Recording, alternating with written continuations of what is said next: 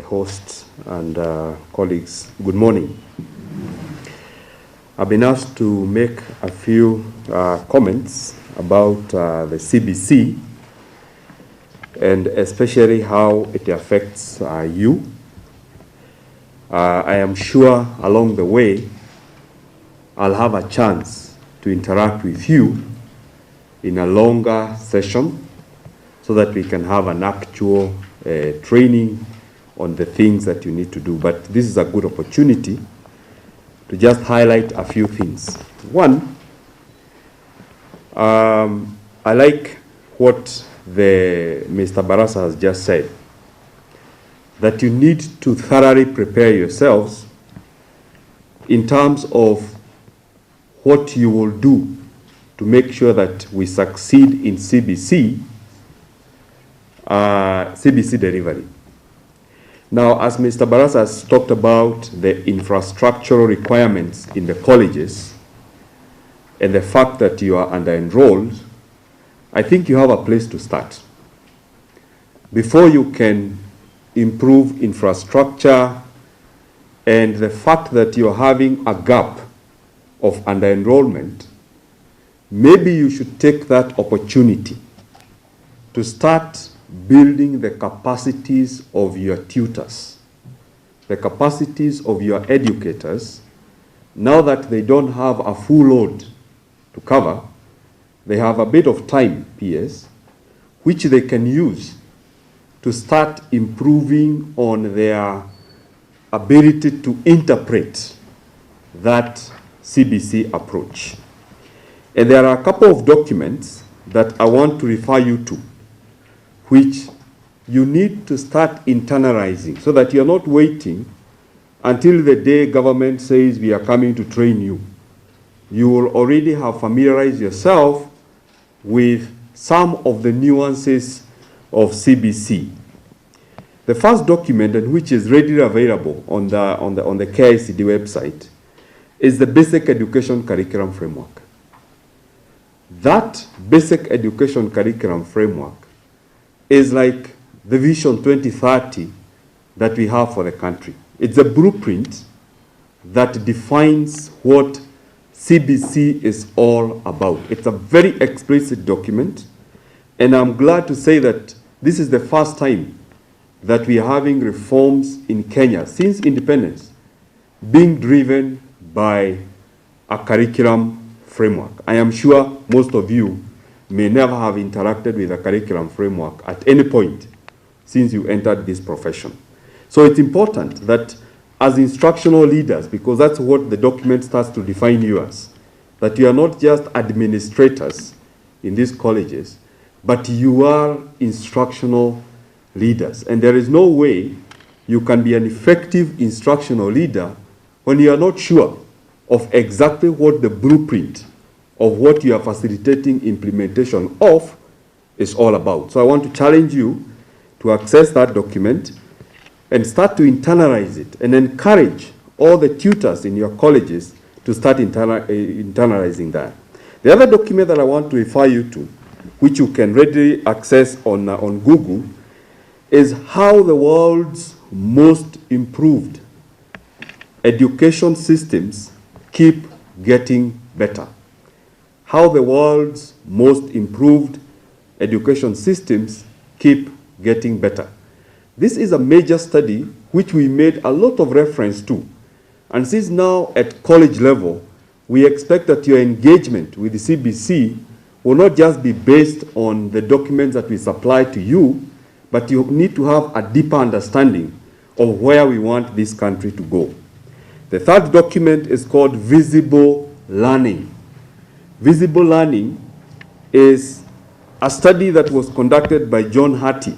It is a synthesis of 800 meta-analysis of the kind of journeys that have taken place in reforms, where are the pitfalls and where are the successes in those processes. So I want to challenge you that even as you look at CBC, make yourself an instructional leader. Get these documents, read them, internalize them, and encourage your tutors to study them.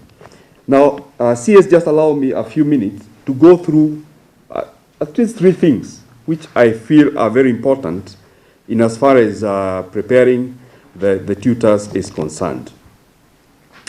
The first thing is that there is a major shift in as far as our focus in education is concerned. And you are the opinion leaders in society. You are the people who engage and meet with persons out there, and your opinion matters a lot in terms of how they understand what we are doing with CBC. The major shift that we have introduced is driven by the mission of these reforms, which is nurturing every learner's potential. That is what we are focusing on. You pick each one of those words, and you will find that there is a major paradigm shift that we want to bring into this country, where we are saying that every child who is born in this world, every child in this country who is enrolled from pre-primary all the way up to grade 12, they come to school with some potential. There is no child who is useless in this world. So our responsibility in the education system is not to wait for them until they get to class 8 or they get to form 4, then we come and tell them they have failed. Indeed, it is true that children do not fail. It is systems that fail. Children do not fail. It is systems that fail. So in this case, our responsibility is to make sure that we start changing the DNA of our education system, so that as the child comes to school, we see this child as a person who has some potential in them. And this is aligned to the Sustainable Development Goals that the world has just taken up, the 17 of them. It says that there is no way you can have sustainable development in any country if you leave some people behind. Everyone must be part of the development that you are entering into. And that's why in the SDG 4, which is what education is about, the key word is inclusion.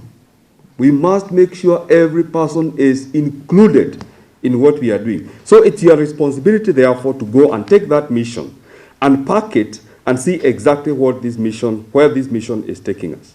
So within that, the first thing that we are saying is the pillar of where we are going is the pillar of values. As a society, we are saying that we can succeed in having as many engineers, as many doctors, as many other professionals, lawyers, and all that as we want. But if we do not have values, if we don't start nurturing values in these learners as early as pre-primary school 1, then as a society we are going to fail. Because indeed, if we have a shortage of any profession, we can import. But the one thing we cannot import is values. We can't import that.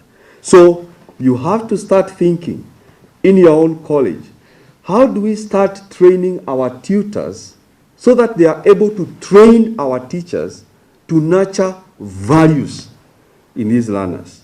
The second one, and which is really critical, I was discussing with the PS this morning, is that we have a major shift to adopt a competency-based approach in both curriculum conceptualization, design, and delivery. Now, within that continuum of competency-based approach, the area where you, as instructional leaders, will need to start focusing on is what we were all trained in college called the Bloom's taxonomy. Do you all remember that? The Bloom's taxonomy. Now, CBC is not using the traditional Bloom's taxonomy. We are using the revised Bloom's taxonomy. Now, the traditional Bloom's taxonomy, the highest level you could go, what was the highest level? The highest level was? The highest level was evaluation. That was the highest level, the 6th level. But now, in the revised one, the highest level is to create. We don't want children whose highest ability is to evaluate. We want children whose highest ability is to create something. Now that means the way the entire teacher education curriculum designs are conceptualized and designed is such that you have to always make sure you push the children to create something. We should not just be consumers, but we should create. So in the learning outcomes, you'll find there will be a lot of shifts. And these are things that you can start getting the tutors to start understanding, even before the Ministry of Education comes to train you. The last two things, one is on assessment. Assessment is also going to shift fundamentally. I am sure that you saw some of the projects that the children were doing last year, the grade 3 children. And one of the most critical aspects of that assessment was something called portfolio assessment.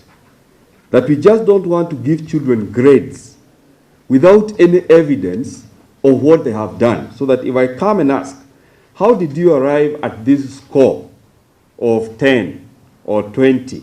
What is the evidence that accompanies that journey that the child went through to arrive at that score? So there will be a lot of change so that we stop focusing on assessment of learning, but we improve to bring in assessment for and as learning. And I'm sure you'll have a chance to unpack this with you. The last one is on special needs education. The way we have always done special needs is to focus on disability. With these reforms, we want to bring in the gifted and talented. Mr. Wambua here knows that special needs education starts from the continuum where from the extreme right, we have a child who is highly gifted and talented. On the extreme left, we have a child who has multiple disabilities. But the child we have totally ignored in this country is that child who is gifted and talented. We have not had assessment. We don't have intervention programs. So we just leave them. And yet these are the people who will help this country and where they need to go. So these are the things you can start to engender your tutors to start knowing that this is where the bus is going, so that even by the time we come to train them, they have some idea of what we are training them on. So I wish to stop at that point.